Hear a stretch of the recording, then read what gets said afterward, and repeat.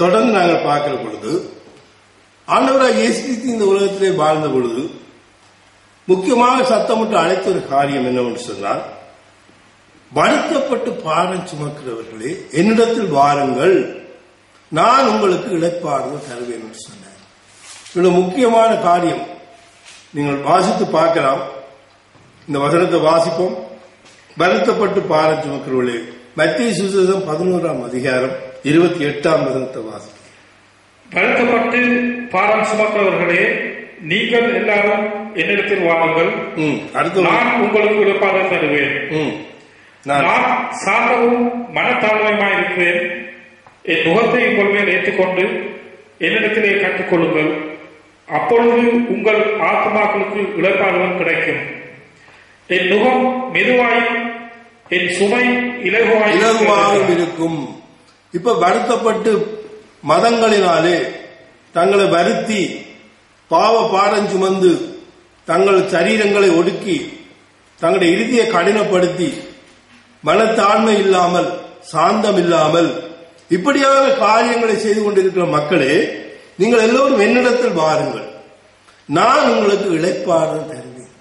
ஒரு பாரமான ஒரு நுகத்தை சுமந்து கொண்டு ஐக்கியம் இல்லாமல் சமாதானம் இல்லாமல் சாந்தம் இல்லாமல் மாமிசத்தின் கிரியோடு நீங்கள் வாழுகிறீர்கள், வாருங்கள், என்னுடைய நுகம் இலகுவாயிருக்கும்.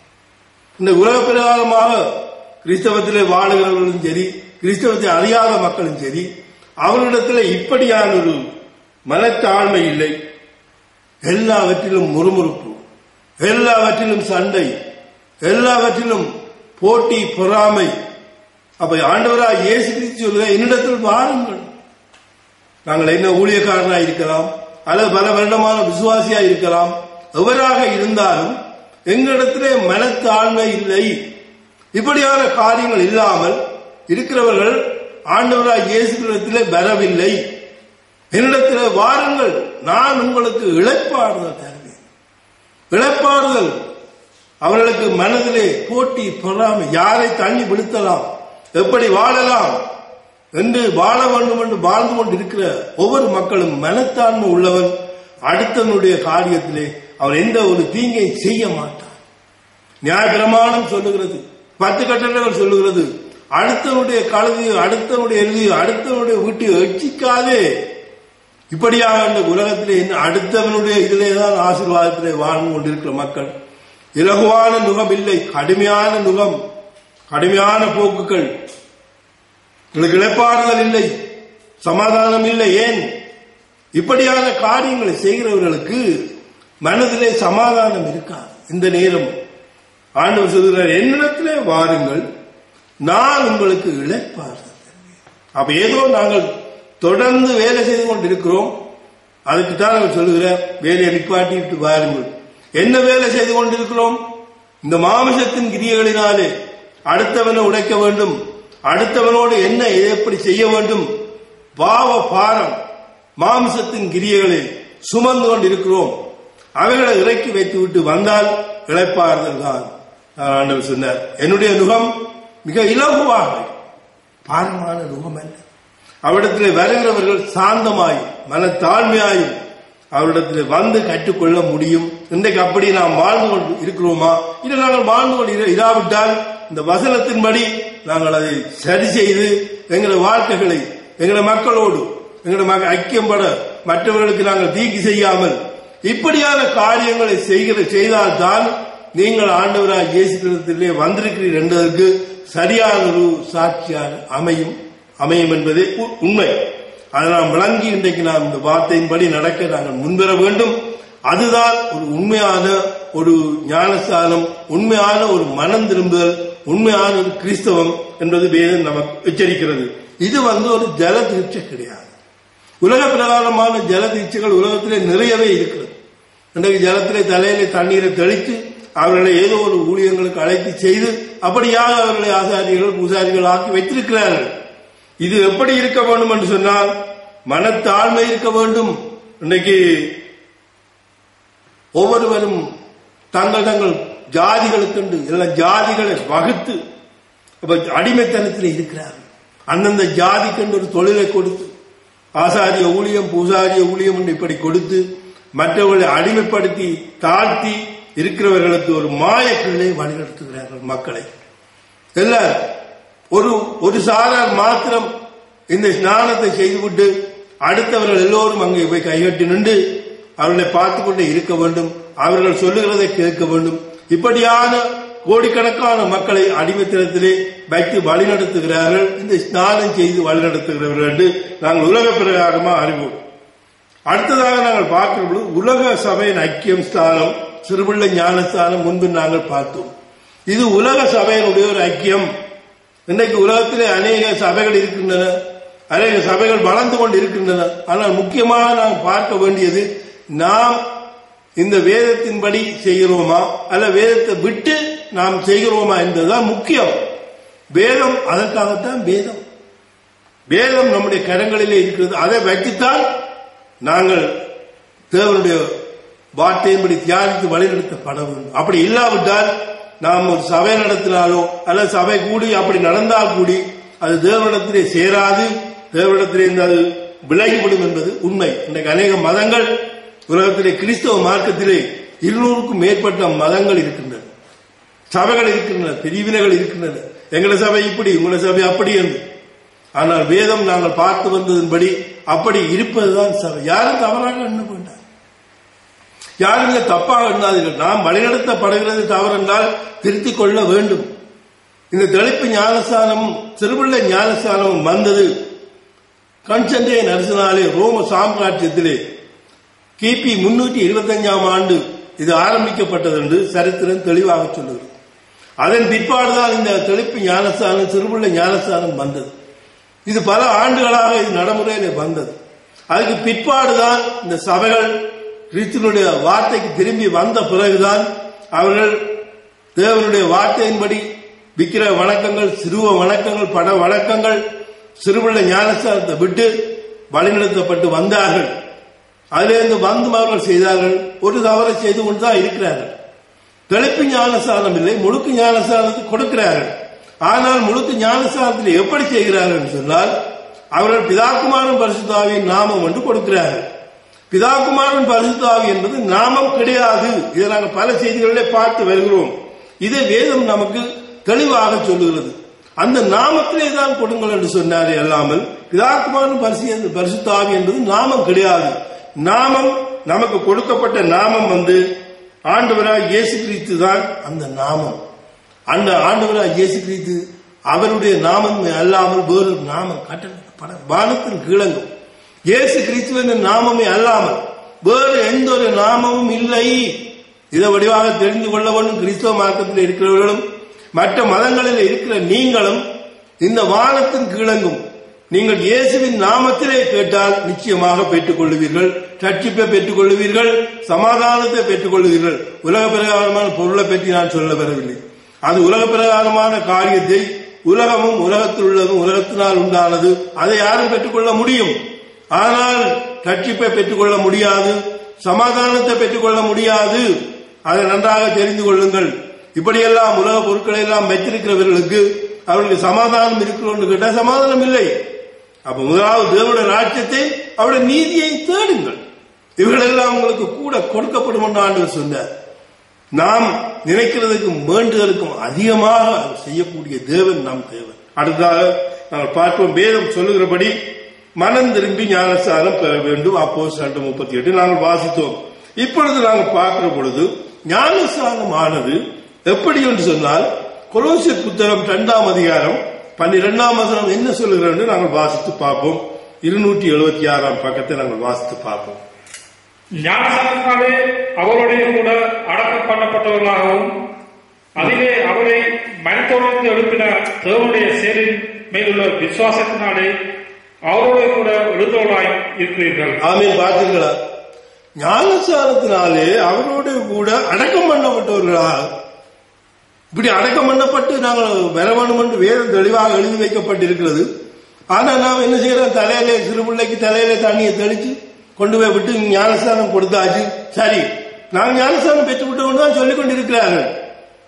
விசுவாசம் இல்லாமல், குழந்தைக்கு தெரியாமல், குழந்தைக்கு குளிப்பாட்டி வச்சுட்டு ஆனால் இன்றைக்கு அவன் இப்படியே இருக்கிறான். பாவம் கண்டா என்னென்று தெரியாது, பாவனுக்கை பெற்றுக் கொள்ளவில்லை, பாவனுக்கை அவனாக செய்ய வேண்டும், பாவ மன்னிப்பை யாரும் கொடுக்க கூடாது. ஞானஸ்நானத்தினாலே அவரோட கூட அடக்கப்பட்டவர்களாகவும் அதிலே மரித்தோரிலிருந்து எழுப்பின தேவனுடைய செயலின் மேலுள்ள விசுவாசத்தினாலே அவரோட கூட எழுந்தவர்களாகவும் இருக்கிறீர்கள். அப்படி இல்லாவிட்டால் ஆண்டவராய் இயேசு கிறிஸ்துவோடு கூட அடக்கம் பண்ணப்படுகிறதுக்கு அடையாளம் தான் முழுக்கு ஞானஸ்நானம். அப்படியே அவரோட அடக்கம் பண்ணப்பட்டு நீங்க எழும்பினால் அவர் உயிர்த்தெழுந்தது போல அவருடைய வருகையிலே அவர் எக்காலம் தொனிக்கிற பொழுது நாம் எல்லோரும் மறுரூபமாகி அவர் உயிர்த்தெழுந்து போனது போல நாமும் போவோம். அதுதான் அவர் அங்கே விளங்கப்படுத்துகிறார். அவரோட கூட எழுந்தவர்களாயும் இருக்கிறீர்களே. பார்த்தீர்களா? உங்கள் பாவங்களையும் உங்கள் மாமிச விருத்த சேதனங்களை பற்றியும் அவர் பேசிக்கொண்டு வருகிறார். அவைகளை நாம் விட்டு விடுவோம், அது நமக்கு தேவையில்லை. விருத்த சேதனமோ இப்படியான காரியங்களை விட நீங்கள் அவருடைய அடக்கம் பண்ணப்பட வேண்டும். இந்த அடக்க ஆராதனை மிக முக்கியமானது. இதை நீங்கள் அறிக்கை செய்யாமல் விட்டு இதை செய்யாமல் விட்டால் என்ன தண்டனை கிடைக்கிறது என்பதை தொடர்ந்து நாங்கள் பார்ப்போம். நல்மனச்சாட்சியின் உடன்படிக்கை என்று ஆண்டவராய் இயேசு கிறிஸ்து கூட 3.5 ஆண்டுகளாக அவரோட பின் சென்று முதலாவது சீடனாக தெரிந்து கொள்ளப்பட்ட ராயப்பனாகிய பேதுரு எழுதுகிறார். 1 பேதுரு 3ஆம் அதிகாரம் 21, 1 ராயப்பர் 3:21, 1 பேதுரு 3:21 வாசிப்போம். அதற்கு ஒப்பனையான ஞானசானமானது மாம்ச அழுக்கை நீக்குவதாயிராமல் தேவனை மட்டும் மனச்சாட்சியின் உடன்படிக்கையாயிருந்து இப்பொழுது நம்மை இயேசு கிறிஸ்துவினுடைய உயிர்த்தெழுதலினாலே ரட்சிக்கிறது. பார்த்தீர்களா? இது ஒரு நன்மனச்சாட்சியின் உடன்படிக்கை. ஏனென்றால் இதை எதற்காக சொல்லிக் கொண்டு வருகிறார் என்று சொன்னால், அந்த நோவாவின் காலத்திலே அந்த பேழையிலே 8 பேர் ஜலத்தினாலே காப்பாற்றப்பட்டார்கள், மீதி பேர் ஜலத்தினாலே அழிக்கப்பட்டார். பாருங்க, ஒரே ஜலம்தான் அவர்களை அழித்தது கோடிக்கணக்கான மக்களை. அந்த அதே ஜலத்தினாலே பேழைக்குள்ளே பிரவேசித்த 8 பேர் காப்பாற்றப்பட்டார்கள். அதற்கு ஒப்பனையான ஞானஸ்நானமானது மாமிச அழுக்கை நீக்குதலா இராமல் நல்மனச்சாட்சியின் உடன்படிக்கை. நாம போயிட்டு சோப்பு போட்டு செம்ப போட்டு குளிக்கிற மாதிரியான காரியம் அல்ல இது. நல்மனச்சாட்சியின் உடன்படிக்கை. இந்த உடன்படிக்கை ஆண்டவர் எங்களுக்கு தந்தார். இந்த வாக்குத்தத்தமான உடன்படிக்கை நாங்கள் செய்திருக்கிறோமா செய்யவில்லையா என்பதை நாம் வேத வசனத்துக்கூடாக பார்ப்போம். மற்றவர்களை பார்க்க வேண்டாம். மற்றவர்கள் சொல்லுகிறது வேத வசனத்தில் இருக்கிறதா இல்லையா என்பது பார்க்க வேண்டியது முக்கியமான. அது யாராக இருந்தால், எந்த பெரிய போதகரோ எந்த சீனியர் பாஸ்டரோ எந்த மனிதனா இருந்தாலும் வேத வசனத்தில் இல்லாத காரியத்தை எவர் சொன்னாலும் நீங்கள் அதை கடைபிடிக்க வேண்டாம். நீங்கள் கேட்கலாம், வேதத்தில் இப்படி இல்லையே, அப்ப நாம் என்ன செய்ய வேண்டும் என்பதை நீங்கள் கேட்க வேண்டும். அதைத்தான் பேதுருவிடம் கேட்டார்கள். யூதர்கள் எல்லாரும் வந்து 2 வேளையிலே பெந்தெகோஸ்தே நாளையிலே பேதுரு பேசிக்கொண்டு வந்தார். நீங்கள் மரத்திலே கொலை செய்யப்பட்ட இயேசுதான் ஆண்டவர் கிறிஸ்து, இயேசு ஆண்டவர் மாற்றார் சொன்ன பொழுது சகோதரரை நாங்கள் என்ன செய்ய வேண்டும் என்றார். நீங்கள் இப்படி செய்யுங்கள். நீங்கள் மனம் திரும்பி பாவம் மன்னிப்பு கண்டு இயேசு கிறிஸ்து நாமத்தில் ஞானஸ்நானத்தை பெற்றுக் கொள்ளுங்கள், பரிசுத்த ஆவி மேலத்தை பொறுவீர்கள். நீங்கள் பிரவேசிக்க வேண்டிய காரியம் ஒன்று இருக்கிறது. அதை விட்டு நீங்கள் இந்த காரியத்தில் இருந்தால் நீங்கள் நிச்சயமாக போக முடியாது. தொடர்ந்து நாங்கள் பார்க்கிற பொழுது இந்த விசுவாசத்தை குறித்து நாங்கள் பார்த்தோம். விசுவாசம் உள்ளவனாக ஞானஸ்நானம் பெற்றவன் ரட்சிக்கப்படுவான். விசுவாசித்த ஒரு காரியத்தை நாங்கள் வாசித்ததினாலே நாங்கள் இதிலே 2வது பக்கத்தை பார்ப்போம். எதியோப்பிய மந்திரிக்கு இயேசுவை குறித்து பிரசங்கித்த போது அவன் ஞானஸ்நானம் பெற்றான். அப்போஸ்தலர் நடவடிக்கை 8ஆம் அதிகாரம் 27ஆம் வசனத்திலே ஒரு காரியத்தை நாங்கள் வாசிப்போம். அந்த அதிகாரத்தை நீங்கள் வாசித்து பார்த்தால் அந்த சம்பவத்தை தெளிவாக தெரியும்.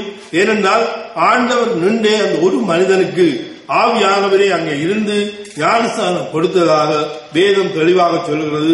நாங்கள் வாசிப்போம். 8ஆம் அதிகாரத்திலே 18ஆம் வசனத்தை வாசிக்க கேட்போம். வாசியுங்கள். அப்போஸ்தலர் தங்கள் கைகளை அவர்கள் வைத்ததினால் பரிசாவி தந்தரப்படுற சீமோ கண்டபோது இல்ல இது வேத வசனம். ஓகே, இருக்கட்டும் பார்ப்போம். இந்த வேத வசனத்துல 9ஆம் அதிகாரத்தில் 9ஆம் அதிகாரம் பாருங்கள் 8:27 பார்க்க வேண்டிய நாங்கள் தவற விட்டோம். பரவாயில்ல, பாருங்க. அந்தபடி அவன் எழுந்து போனான். அப்பொழுது எத்தியோப்பியருடைய ராஜசாயியாகிய காதகே என்பவளுக்கு மந்திரியும் அவருடைய பொக்கிஷத்துக்கும் தலைவருமாயிருந்த எத்தியோப்பியனாகிய ஒருவன் பணிந்து கொள்ளும்படி எருசலேமுக்கு வந்திருந்து ஊருக்கு திரும்பி போகும்போது தன் இரதத்திலே உட்கார்ந்து எசாயா தீர்க்கதரிசியின் நாமத்தை வாசித்துக் கொண்டிருந்தார். ஆமென். இந்த சம்பவத்தை நாங்கள் இப்படியே வாசித்துக் கொண்டு போன 40 வரையிலும் இவன் எருசலேம் தேவாலயத்துக்கு தொழுகைக்கு வந்தார். அப்ப இவன் வந்து எத்தியோப்பிய மந்திரி ஆயிருந்தான். ஒரு கந்தாய என்ற ஒரு ராஜஸ்தானுக்கு ஒரு எல்லாவற்றுக்கும் ஒரு பொக்கிஷாதிபதியாயிட்டு ஒரு மந்திரி. அப்படிப்பட்ட ஒரு பினான்ஸ் மினிஸ்டர் அங்கே வாரான், தொழுது கொள்ளுகிறான், திரும்பி போகிறான். அவன் பழைய ஏற்பாட்டு காலத்தின்படி எருசலேம் தேவாலயத்திலே வந்து அவனுக்கு தொழுகை செய்து கொண்டு போய்கொண்டிருக்கிறான். ஆனால் அந்த நேரத்திலே தான் தேவன் சொன்னார், அவன் வாசித்துக் கொண்டிருக்கிறான், அவனுக்கு போய் விளங்கப்படுத்தும் என்று பிலிப்புக்கு விளங்கப்படுத்தினார். பிலிப்பு உடனே அந்த ரதத்தோட சேர்ந்து நீ வாசிக்கிற இந்த வேத வசனம் உனக்கு புரிகிறதா என்று சொல்லி 2 பேரும் சம்பாதித்துக் கொண்டு வருகிறார்கள். அப்பொழுது அவன் சொன்னான், எனக்கு விளங்கப்படுத்தாவிட்டால் எப்படி புரியும் என்று. தீர்க்கதரிசி யாரை குறித்து சொல்லுகிறார் என்று இப்படி சம்பாஷணம் நடக்கும். அப்படியே அவர்கள் பேசிக்கொண்டு வேத வாக்கியங்களை அடிக்கடி அப்படியே வாசித்துக் கொண்டு வருகிற பொழுது ஆண்டவராய் இயேசு கிறிஸ்துவை பற்றி அவன் பிலிப்பு அவனுக்கு பிரசங்கித்த வேளையிலே 2 பேருமாக என்ன செய்தார்கள்? இரதத்தை நிறுத்த சொன்னார். 38 வாசிப்போம். இரதத்தை நிறுத்த சொன்னார். அப்பொழுது பிலிப்பு மந்திரியும் ஆகிய இருவரும் தண்ணீரே இறங்கினார்கள். பிலிப்பு அவனுக்கு ஞானசானம் கொடுத்தார். ஆமென். பார்த்தீர்களா? விசுவாசம். அவன் எங்கேயோ வந்து எங்கேயோ போய்கொண்டிருக்கிறான். தன்னுடைய தேசத்துக்கு போய்கொண்டிருக்கிற ஒரு பினான்ஸ் மினிஸ்டர் இதை விளங்கப்படுத்தின உடனே என்ன செய்தான்? அங்கே வழியோரமாக தண்ணீர் இருக்கிறதே, நான் ஞானசானம் எடுக்கிறதுக்கு என்ன தடை என்று சொல்லிவிட்டார். வழியோரமாக இருந்த தண்ணீரிலே போய் ஞானசானம் எடுத்தார்கள். எவ்வளவு ஒரு முக்கியமான காரியம் என்பதை நாம் புரிந்து கொள்ள வேண்டும். இந்த ஞானசானம் அந்த எத்தியோப்பிய மந்திரி தன்னுடைய தேசத்துக்கு போய் தன்னுடைய அமைச்சரவையிலே ஜனங்கள் மத்தியிலே ஒரு பெரிய ஞானசான ஆராதனை செய்ய முடியாதா? முடியும். ரோட்டு ஓரத்திலே இருந்த தண்ணீரிலே அதிலே போய் அவன் சொன்னான், தண்ணீர் இருக்கிறது, நாம் ஞானசானம் எடுக்க என்ன தடை என்ன? பாருங்கள், ஒரு பதவியில இருக்கிற ஒரு மனிதன் இன்றைக்கு இப்படியான காரியங்களை யாரும் செய்வார்கள்? ரோட்டு ஓரத்தில் இருக்க தண்ணீரா? அதிலே தவளை இருக்கும். நான் பெரிய இடத்திலே ஞானசானம் பெற வேண்டும், பெரிய பாசனத்திலே ஞானசானம் பெற வேண்டும் என்று நாம் நம்முடைய இருதயங்களிலே சிந்திக்கிறோம். ஆனால் தேவன் சொல்லுகிறார், அவனோடு பேசினார், தண்ணீர் இருக்கிறது, ஞானசானம் எடுக்க தடை என்ன? உடனே நீ விசுவாசித்தால் ஞானசானம் எடுக்கலாம் என்ற உடனே 2 பேரும் இறங்கினார்கள், ஞானசானம் பெற்றுக்கொண்டார்கள். இந்த முக்கியமான காரியம் ஏனோ தன் தேசத்துக்கு போய் செய்கிறதுக்கு முடியும். அவன் நினைத்தான், அந்த வேத வசனத்தின் படி நான் என்னுடைய தேசத்துக்கு போக முன்பதாக நான் ஒருவேளை மரித்தால் நான் தேவனுடைய ராஜ்யத்தை பிரவேசிக்க மாட்டேன் என்ற ஒரு பயம் அவனுக்கு வந்துவிட்டது. அதான் உண்மை. இல்லாவிட்டால் அவன் இல்லை, நான் என்னுடைய தேசத்துக்கு போய் செய்யலாம் என்று செய்திருக்கலாம். அவனுடைய இருதயத்திலே நீ விசுவாசி, நீ ஞானசானத்தை பெற்றுக்கொள், நீ பரலோக ராஜ்யத்திலே பிரவேசிக்க வேண்டும் என்றால் விசுவாசம் உள்ளவனாகி ஞானஸ்தானம் பெற்றவன் ரட்சிக்கப்படுவான். பிலிப்புடைய பிரசங்கம் அவனை அதிர வைத்தது. பிலிப்பு அந்த ரதத்தோடு சேர்ந்து பேசிக்கொண்டு வந்த வசனங்கள் அவனுடைய உள்ளத்திலே பற்றி எரிந்தது. அவனுடைய நியாய தீர்ப்பு, நான் மரித்தால் மீண்டும் நான் கிறிஸ்துவோடைய நியாய சங்கத்திலே வந்து நிற்க வேண்டும் என்பதை அவன் புரிந்து கொண்டான். இன்றைக்கு வாழ்ந்து கொண்டிருக்கிற அன்பான மக்களே, உங்களுடைய வாழ்க்கை, உங்களுடைய ஞானஸ்தானம், உங்களுடைய ஜலதீட்சை, உங்களுடைய காரியம் எல்லாம் தேவனுக்கு உகந்ததாக இருக்கிறதா இல்லையா? நீங்கள் இந்த வேத வசனங்களை ஆராய்ந்து பாருங்கள். இவர்கள் எல்லாம் நமக்கு ஏதோ ஒரு காரியத்தை நமக்கு மிக முக்கியமாக கொண்டு வருகிறது என்பதை தெளிவாக சொல்லப்படும். இன்னொரு காரியத்தை நாங்கள் பார்ப்போம். இந்த வேதத்திலே மிக முக்கியமான ஒரு நிருபங்களை எழுதினவர் பவுல். அவர் சவுலாக இருந்தவர். அவர் இந்த மக்களை துன்பப்படுத்தினார். அவர் யூத மார்க்கத்தில் இருந்து கிறிஸ்தவ மார்க்கத்தில் இருக்கிறவர்களை துன்பப்படுத்தினார் என்று சொல்லி நாங்கள் பார்ப்போம். இவருக்கு பவுல் தமஸ்குவுக்கு போகிறார். நிருபங்களை கொண்டு கிறிஸ்தவர்களை துன்பப்படுத்த அவர் சென்று கொண்டிருக்கிறார். அங்கே சென்று அவரோடு கூட நண்பர்களோடு சென்று கொண்டிருந்த வேளையிலே ஒரு பெரிய ஒளி ஒன்று பிரகாசித்தது. அப்படியே வந்து மயங்கி விழுந்தார். அப்பொழுதுதான் அவன் கேட்டான், ஆண்டவரே நீ யார்? ஆண்டவர் சொன்னார், நீ துன்பப்படுத்துகிறாய் இயேசு நானே என்று ஆண்டவர் சொன்னார்.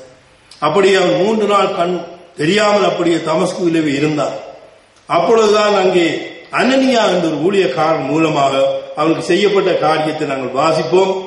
பவுலுக்கு 9ஆம் அதிகாரம் 18ஆம் வசனம். உடனே அவன் கண்களிலிருந்து மீன் செடிகள் போன்றவர்கள் விழுந்தது. அவன் பாதையிலிருந்து எழுந்திருந்து ஞானஸ்நானம் பெற்றான். பார்த்தீர்களா? அடுத்த கட்டம் ஞானஸ்நானம். ஆண்டவருடைய கண்களிலே வந்து மீன் செதில்கள் விழுந்த மாம்சத்தில் உள்ள காரியம். உடனே அவன் எழுந்திருந்து ஞானஸ்நானம் தான் பெற்றான். வேறு எந்த காரியமும் செய்யவில்லை. யூத மார்க்கத்தில் இருந்து கிறிஸ்தவர்களை துன்பப்படுத்தின ஒரு மனிதன் தான் சவுலாகிய பவுல். அப்படிப்பட்ட ஒரு வைராக்கியம் உள்ள மனிதன் உடனே மனம் மாறி உடனே முழுக்க ஞானஸ்நானம் ஆண்டவராகிய இயேசு கிறிஸ்துவின் நாமத்திலே ஞானஸ்நானம் பெற்றான். வேதம் தெளிவாக சொல்றது எந்த இடத்திலேயும். அப்ப வைராக்கியம் உள்ள மக்கள் முக்கியத்துவம். நாம் இந்த வார்த்தைகளை ஏன் பார்க்கிறோம்? இந்த ஞானஸ்நானத்தினுடைய முக்கியத்துவம். இது ஒரு முக்கியத்துவம். இப்படிப்பட்ட மக்கள் எல்லாரும் உடனே அவர்கள் பெற்றுக்கொண்டது ஞானஸ்நானம் தான். அதுக்கு அடுத்ததான் மற்ற காரியங்களை என்று நாங்கள் பார்க்கிறோம். இன்னும் ஒரு காரியத்தை நாங்கள் பார்க்கிற பொழுது அப்போஸ்தலர் நடவடிக்கை 10ஆம் அதிகாரத்திலே ஒரு சம்பவத்தை நாங்கள் வாசித்து பார்க்கலாம். அவன் இந்த மனிதன் இவர் ரோம சாம்ராஜ்யத்திலே இருந்த ஒரு மக்கள் மத்தியிலே இருந்த 100க்கு அதிபதி. அது ஒரு பெரிய இத்தாலியா பட்டாளம் என்னும் பட்டாளத்துக்கு 100க்கு அதிபதியாகிய கொர்னேலியு என்னும் பெயர் கொண்ட ஒரு மனுஷன் செசாரியா பட்டணத்திலே இருந்தான். இவன் நீதிமானும் உத்தமனும் எல்லாம் நல்ல ஒரு வழிநடத்தலே வாழ்ந்து வந்தவன். இவன் ஒரு மிலிட்டரி கமாண்டர் மாதிரி இன்றைக்கு. ஆனால் இவன் நல்ல காரியங்களை செய்து வந்தான். ஆனால் இவனுக்கு தேவன் வெளிப்படுத்தினார். இவன் பக்தி உள்ளவன், நன்மையான காரியங்களை செய்து வந்தால் இவன் ஜெபம் பண்ணுகிற வேளையிலே இவனுக்கு தேவதூதன் பரலோகத்திலே அனுப்பப்பட்டு இப்படியே கடற்கரையிலே தரிசு பட்டணத்திலே நீ பேதுரு என்ற ஒரு சீமோன் பேதுரு என்றவன் தேடு, அவன் அங்கே ஜெபம் பண்ணி கொண்டிருக்கிறான், அவன் உனக்கு விவரித்து சொல்லுவான். பாருங்க, இந்த 10ஆம் அதிகாரத்திலே ஆண்டவர் அவனுடைய ஜெபத்தை கேட்டார். அவன் பகல் ஏறக்கூடிய 9ஆம் மணி நேரத்திலே, அதாவது 3 மணி போலே, அந்த காலத்திலே விடிய 6 இருந்தால் 1-2 எண்ணுவார்கள். இப்ப 3ஆம் மணி 9ஆம் மணி நேரம் பிற்பகல் 3 மணி. இப்பொழுது அந்த நேரத்திலே அவனுக்கு தேவதூதன் பரலோகத்தை அனுப்பப்பட்டு இப்படியே அவனை பேதுருவை அழைத்து அவனுக்கு பிரசங்கித்து நடந்த சம்பவத்தை நாங்கள் இதில் வாசிக்கிறோம். ஒரு வசனத்தை இதை நாங்கள் வாசிப்போம். அப்போஸ்தலர் 10:42 வாசிப்போம். அன்றையும் அவரே உயிரோடுள்ளவர்களுக்கும் மரித்தவர்களுக்கும் தேவனால் ஏற்படுத்தப்பட்ட நியாயாதிபதி என்று ஜனங்களுக்கு பிரசங்கிக்கவும் சாட்சியாக ஒப்பிக்கவும் அவர்களுக்கு கட்டளையிட்டார். இது ஆண்டவர் சொன்னதை சொல்லுகிறார். ஓகே, வாசிங்க. அவரை விசுவாசிக்கிறவன் எவனோ அவன் அவருடைய நாமத்தினாலே பாவ மன்னிப்பை பெறுவான் என்று தீர்க்கதரிசிகள் எல்லாரும் அவரை குறித்தே சாட்சி கொடுக்கிறார்கள் என்றார். இந்த வார்த்தைகளை பேசிக் கொண்டிருக்கையில் வசனத்தை கேட்டவர் யாவரும் பரிசுத்த ஆவியானவர் இறங்கினார். அவர் பல பாஷைகளை பேசுகிறதை, தேவனை புகழுகிறதை பேரோடு கூட வந்திருந்த வித்தியாசம் உள்ள விசுவாசிகள் கேட்கும் போது பரிசுத்தாவின் வரம் புரோஜாதிகள் மேல் கொடுத்தரப்படுவதை குறித்து பிரமித்தார்கள். அப்பொழுது பேரு நம்மை போல பைசாவை பெற்ற இவர்களுக்கு ஞானசனம் பெறாதபடிக்கு எவனாயினும் தண்ணீரில் விளக்கலாமா என்று சொல்லி கட்டளை நாமத்தினாலே அவளுக்கு ஞானசானம் கொடுக்கும்படி கட்டளையிட்டான். அப்பொழுது சில நாள் அங்கே தங்கும்படி அவனை வேண்டிக் கொண்டார்கள். ஆமென். பாத்தீங்களா, பேதுரு அந்த இடத்திலே புறஜாதியான மக்கள், அவன் இத்தாலிய ஒரு பட்டாள தளபதியாக இருந்தால் அவனுடைய அந்த மக்கள் அவன் பிரசங்கித்த வேளையிலே அவர்கள் மீது பரிசுத்த ஆவி எல்லோரையும் நிரப்பி புறஜாதிகள் அவர்கள் உடனே என்ன செய்தார்? உடனே ஞானஸ்நானம் பெற வேண்டும். இன்னைக்கு பரிசுத்த ஆவியை பெற்றிருக்கிறார்கள், பரிசுத்த ஆவியை பெற்றுவிட்டோம் என்று சொல்லிக்கொண்டு இன்னைக்கு ஞானஸ்நானத்தை விலக்கினால் தண்டனைக்கு தப்பித்துக் கொள்ள மாட்டீர்கள். அது முக்கியமானது. எந்த இடத்திலேயும் ஞானஸ்நானத்தினுடைய முக்கியத்துவத்தை மனம் திரும்புதல், பாவ மன்னிப்பு கண்டு ஞானஸ்நானம் முக்கியம். இந்த ஞானஸ்தானத்தை குறித்து நான் பிரசங்கித்து இன்றைக்கு 12-13 ஆண்டுகளுக்கு முன்பதாக 1997 ஆண்டிலே அக்டோபர் 4 நான் ஒரு செய்தி கொடுத்தேன். அந்த செய்தி ஒரு டிவிடி வழியிலே வந்தது, ஒரு வீடியோவிலே வந்தது. அது அங்கே தொலைக்காட்சியிலும் வந்த ரோட்மல்ல அதை பார்த்தவர்கள் அநேகர் என்னை எதிர்த்தார். என்ன பிதாகுமாரன் பரிசுத்தாவின் நாமம் இல்லையா? நான் அதற்கு விளக்கம் கொடுத்திருந்தேன். ஆனால் அவங்களை ஏற்றுக்கொள்ளவில்லை. நான் அதை பற்றி எதுவும் கவலைப்படவில்லை. ஏனென்று சொன்னால் வேத வசனம் எது சொல்லுகிறதோ அதைத்தான் நாம் கடைபிடிக்க வேண்டும், அல்லாமல் மனுஷர்களை திருப்திப்படுத்த கூடாது. இப்பொழுது நான் மற்றவர்களை திருப்திப்படுத்த இந்த வேதத்தை விட்டு ஏதாவது உங்களுக்கு திருப்தியாக சொன்னால் என்ன நீங்கள் நல்லவர் என்று சொல்லலாம். ஆனால் நாம் மனிதரையா தேவனையா திருப்திப்படுத்துகிறோம் என்று பேதுரு பேசுகிறார். நாம் தேவனை பிரியப்படுத்த வேண்டும். ஏனென்றால் தேவனுடைய வார்த்தை தான் நமக்கு முக்கியமானது. நாம் பொய் சொல்லி உலக பிரகாரமான மக்களுக்காக நாம் சொன்னால், ஆனால் அதை தேவனுடைய தண்டனையிலிருந்து தப்பித்துக் கொள்ள முடியாது. மற்றவர்கள் தெரியாமல் செய்திருக்கலாம், தெரியாமல் செய்து கொண்டிருக்கலாம். இன்றைக்கு ஊழியத்தில் இருக்கிற சகோதரனே, ஊழியத்தில் இருக்கிற விசுவாசியே, எல்லோரும் நீங்கள் மனம் திரும்பி ஆண்டவராக இயேசு கிறிஸ்துவின் நாமத்திலே ஞானஸ்தானம் பெற்றுக் கொள்ளுங்கள். ஏனென்றால் இந்த பிதாகுமாரன் பரிசுத்தாவினுடைய உபதேசத்தை கொண்டு வந்தவர்கள் ரட்சிக்கப்படாத சபையினர். இதை மறந்துவிட வேண்டாம். அப்படிப்பட்டவர்களுடைய போதனையிலே நீங்கள் போக வேண்டாம். மனம் திரும்பாமல் விசுவாசிக்காமல் இந்த உலகத்திலே கொண்டு வந்த பொய் போதகங்களை விட்டு நீங்கள் மனம் திரும்பி ஞானஸ்தானம் இப்படித்தான் பெற்றார்கள் என்பதை நீங்கள் விசுவாசித்து செய்ய வேண்டும் என்று நான் உங்களை கேட்டுக்கொள்கிறேன். அடுத்ததாக சிறைச்சாலை அதிகாரியை நாங்கள் பார்க்கிறோம். அப்போஸ்தலர் நடவடிக்கையில் ஒரு காரியத்தை அவர் சொல்லுகிறார். ஞானஸ்தானம் அப்போஸ்தலர் நடவடிக்கையிலே 16 அதிகாரத்திலே 187 பக்கத்திலே 30-37 வாசிப்போம். 187 பக்கத்தை எடுத்துக்கொள்ளுங்கள். அவர்களை வெளியே அழைத்து வந்து ஆண்டவரே ரட்சிக்கப்படுவதற்கு நான் என்ன செய்வோம் என்றார். அதுக்கு அவர் கர்த்தராகிய இயேசு கிறிஸ்துவை விசுவாசி, அப்பொழுது நீயும் வீட்டாரும் ரட்சிக்கப்படுவார் என்று சொல்லி அவனுக்கும் அவன் வீட்டில் இருந்த யாவருக்கும் கர்த்தருடைய வசனத்தை போதித்தார்கள். மேலும் ராத்திரியிலே அந்த நேரத்திற்கானே அவன் அவர்களை அழைத்துக் கொண்டு போய் அவருடைய காயங்களை கழுவினான். அவனும் அவருடைய அனைவரும் உடனே ஞானஸ்நானம் பெற்றார்கள். பார்த்தீர்களா? அந்த ராத்திரியிலே தான் பவுலை சிறைச்சாலையிலே கொண்டு அடைத்தார்கள். சிறைச்சாலையிலே பவுல் துதித்து பாடி ஜெபிக்கிற வேளையிலே பவுலும் சீலாவும் அங்கே சிறைச்சாலை அதிர்ந்தது. இந்த சம்பவத்தை நாங்கள் வாசித்து பார்க்கலாம். உடனே அங்கே என்ன செய்தால் சிறைச்சாலை அதிகாரி பயந்துட்டார். உடனே அவன் தன்னை கொலை செய்ய போகிறான் என்று பவுல் சொன்னார். நீ இன்னொன்னு செய்யாதே, நாங்கள் உயிரோடு தான் இருக்கிறோம் என்றார். இரண்டால் பவுலையும் சீலாவை கட்டி வைத்தார். அந்த கட்டெல்லாம் அறந்து விட்டது. துதித்து பாடின உடனே சிறைச்சாலை அதிர்ந்தது. உடனே அவர்கள் ஓடிப்போய் அவருடைய காயங்களை கட்டி அவள் என்ன செய்ய வேண்டும் என்று கேட்டார். பவுல் சொன்னார், நீ விசுவாசியின் வீட்டார் ரட்சிக்கப்படுவார்கள். உடனே அந்த சிறைச்சாலை அதிகாரி, பாருங்கள், ஒரு சிறைச்சாலை அதிகாரி தன்னுடைய குடும்பத்தார், அங்கு உள்ள அவருடைய தொழிலாளிகள், அங்கே சிறைச்சாலையில் இருந்த அனைவரும் அந்த ராத்திரியிலே தானே ஞானஸ்நானம் பெற்றார்களா இல்லையா? பெற்றார்கள். ஏன் அந்த முக்கியத்துவம் அவர்களுக்கு வர வேண்டி வந்தது? ஒரு முக்கியமான காரியம். இதை அப்போஸ்தலர் காலத்திலே எல்லோரும் அந்த முக்கியத்துவத்தை செய்தார்கள். அதே முக்கியத்துவத்தை தான் நாங்கள் இன்றைக்கும் நாங்கள் உங்களுக்கு சொல்லுகிறோம். நாமும் செய்து கொண்டு மற்றவர்களுக்கு சொல்லுகிறோம். நீங்களும் பெற்றுக்கொள்ள வேண்டும். நீங்களும் இதே ஞானஸ்நானத்தை பெற்றுக்கொள்ள வேண்டும். இதே ஞானஸ்நானத்தை அப்போது 2:38 படி பெற்றவர்கள் மூலம் நீங்கள் பெற்றுக்கொள்ள வேண்டும். அது முக்கியமானது. தொடர்ந்து நாங்கள் கடந்து செல்வோம். ஆண்டவராகிய இயேசு கிறிஸ்து இந்த உலகத்திலே வாழ்ந்த பொழுது ஒரு காரியத்தை சொன்னார்.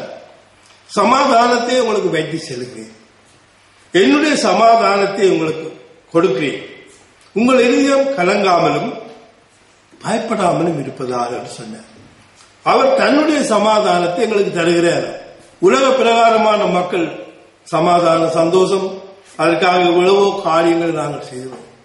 ஆனால் அது நிற்கிறதில்லை. நம்ம சிறுவயதில் அவர் பாடலை கேட்டேன். சந்தோஷம் வேணும் என்றால் இங்கே கொஞ்சம் என்னை பாடு நான். இந்த பாட்டு படித்தவர்களுக்கு சந்தோஷம் இல்லை, அதை கேட்டவர்களுக்கு சந்தோஷம் இல்லை.